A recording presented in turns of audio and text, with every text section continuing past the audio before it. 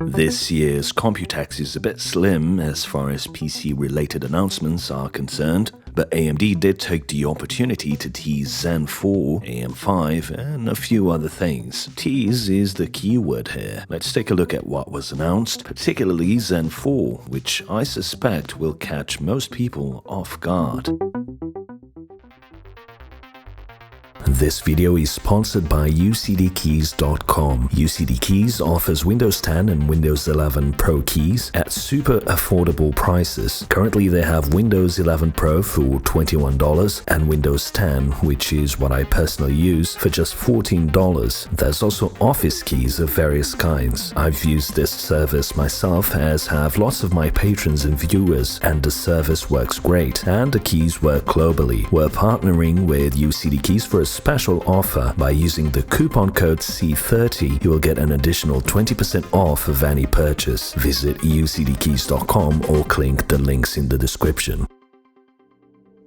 The first announcement came in the form of a new APU codenamed Mendocino, which is aimed at low-budget options like Chromebooks or laptops in the $399 to $699 range. These feature up to 4 Zen 2 cores and 8 threads, and an RDNA 2 GPU. AMD's budget line usually stays a generation behind, so it's no surprise that these are not Zen 3 cores, not to mention the fact that Zen 3 is not designed for 4-core parts. I could see these being good value for those looking for a cheap laptop to have as a secondary machine, especially as RDNA 2 means that they will be supporting RSR for upscaling the more demanding games. But more importantly, it will be interesting to see if these chips end up in Steam Deck competitors. Maybe we'll see a flurry of portable gaming devices for affordable prices in the not too distant future using these Mendocino chips. It's coming out in Q4 this year. Next up, AMD's Frank Azor talked about AMD Advantage, as he usually does in these events. Big news here is Smart Access Memory. This is similar to NVIDIA's RTX IO and uses Microsoft's Direct Storage API to essentially reduce load times in games, something that AMD had already implemented in the Xbox Series X. AMD didn't have any details on what games will be supporting this, or even what hardware generations do so I suspect this is still a long way from being widely available. Next up, AMD CEO Lisa Su had some Zen 4 news to share. Interestingly, when talking about the AM4 socket, Lisa revealed that AMD sold around 70 million combined AM4 CPUs, which seems to be an incredibly low number for a 5-year lifespan. Don't get me wrong, it's amazing what AMD has done in the PC market with their Zen CPUs, but 70 million sold in 5 years is a very, very low number, especially considering they have been either at parity or even ahead of Intel in terms of performance. I think AMD needs to triple their marketing budget for the next 5 years if they want to have better sales figures with AM5. Before we talk about Zen 4, let's first take a quick look at the new AM5 platform, which will have an LGA socket, so no more bent pins on your CPUs. It will offer support for up to 170-watt CPUs, and of course be updated to DDR5 and PCIe 5 as you'd expect. Your existing AM4 coolers will be compatible with this new socket, so that's good news.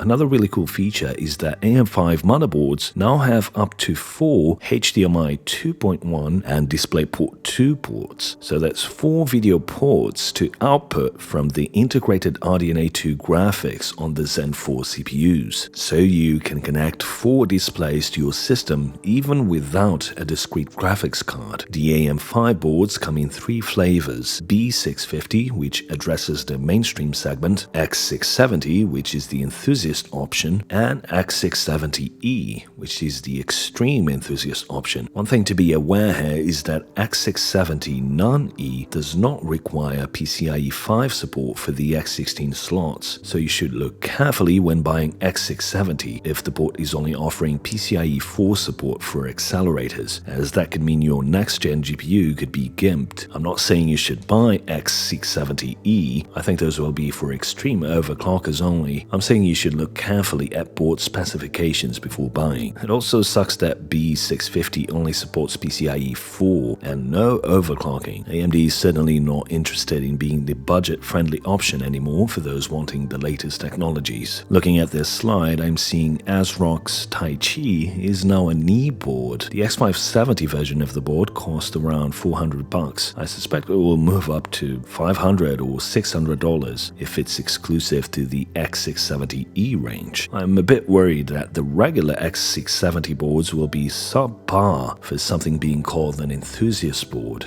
but we'll see. Now moving on to Zen 4, it's going to be built on 5nm, which was expected, with 1 MB of L2 cache per core, so twice that of Zen 3, and it will feature a maximum of 16 cores. AMD is promising over 15% single-threaded performance uplift versus Zen 3, and clocks significantly above 5 GHz, along with custom instructions for AI acceleration. By the way, someone should inform AMD that Apple introduced the first 5nm PC processor with the M1. A chip doesn't have to be x86 based to be considered a personal computer chip. The typical high-end package includes 2 Zen 4 chiplets and a new 6nm I/O die. Speaking of dies, if you don't subscribe to my channel, you will die. A key difference here is that the I/O die actually contains integrated RDNA 2 graphics. This is huge. The I/O controller here supports DDR5 RAM and PCIe 5. Lisa Su showed Ghostwire Tokyo running on a new Zen 4 chip, with all of the cores running at an impressive 5.5 GHz sustained, with some small variations.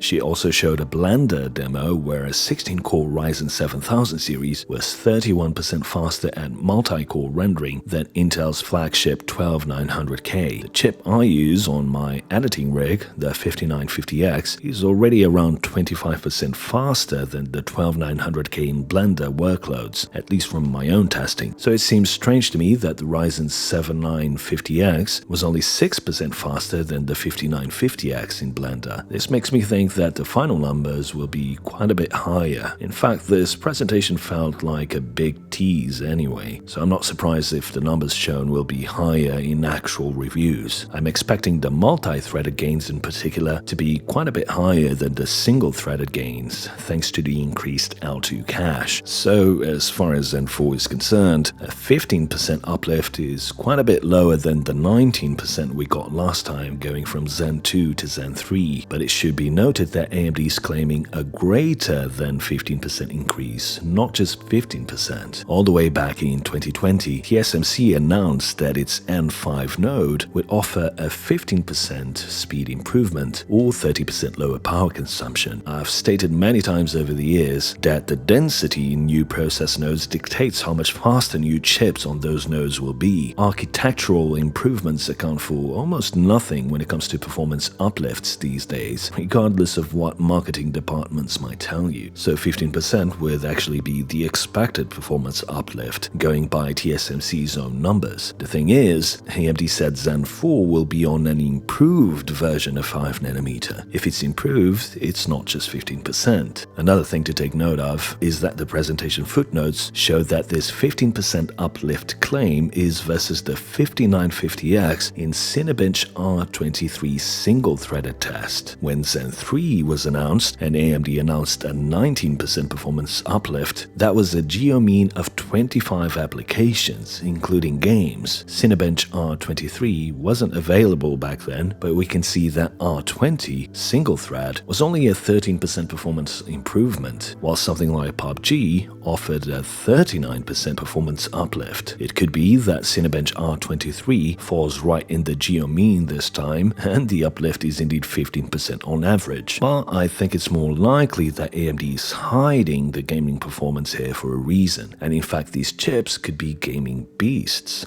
Another thing that makes me think that is that AMD didn't disclose how much L3 cache we will see this time around. That's a key component for understanding how fast these chips will be at gaming. And again, I think AMD is holding on to that info for a reason. On a separate note, I'm positively surprised that all 7000 series will now come with integrated graphics. The age of the APU is now fully upon us. The awesome thing about this is that you will be able to build a new fully working gaming system come with the option to add a discrete GPU later, relying on the integrated RDNA 2 graphics along with FSR2 and RSR to run things at acceptable frame rates. This also means that AMD now has appealing chips for the commercial and corporate sectors, where small form factor low power systems without discrete GPUs are the norm. There was also the expectation to see increased core counts with Zen 4, but AMD is sticking with a maximum of 16. While 16 cores is plenty, to me this is starting to smell like stagnation. Obviously, if AMD added more cores, the frequency wouldn't be going as high as it is, with up to 5.5 GHz all core, but it would be nice to have a 24-core option with lower clocks for those looking for a more well-rounded chip.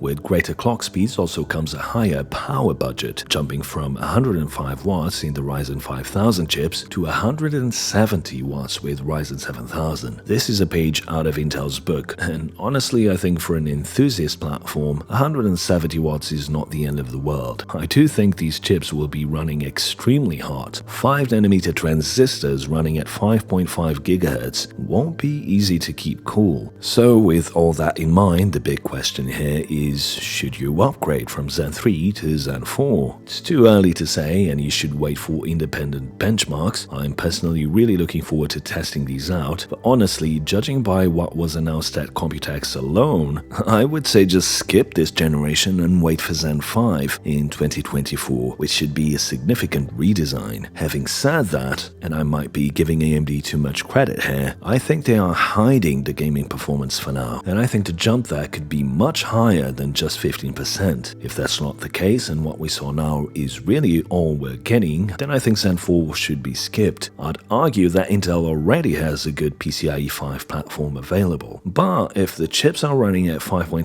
GHz all core sustained on a new node, I suspect the gaming performance gains will be huge, way more than 15%, depending of course on how much L3 cache we will see this time around. Is AMD sandbagging? I think they are, particularly when it comes to gaming. Why are they doing that? Well, the launch is still months away. Why reveal everything now? For now, they can present the chips as being faster than Alder Lake, and that's enough. They don't need to disclose how much faster just now. I think if we look at this year's Computex as just a marketing event to kick off the promotion of Zen 4 and AM5, things might make a bit more sense. I don't think the point here was ever to show Zen 4 in its full glory. I think this is just to get people talking about it and get some of the most important information about the new platform out there, as well as giving AMD's partners an opportunity to announce upcoming products, particularly motherboards and SSDs. As far as I'm concerned, this was all one big tease, and I think Zen 4 is going to be much better than people think.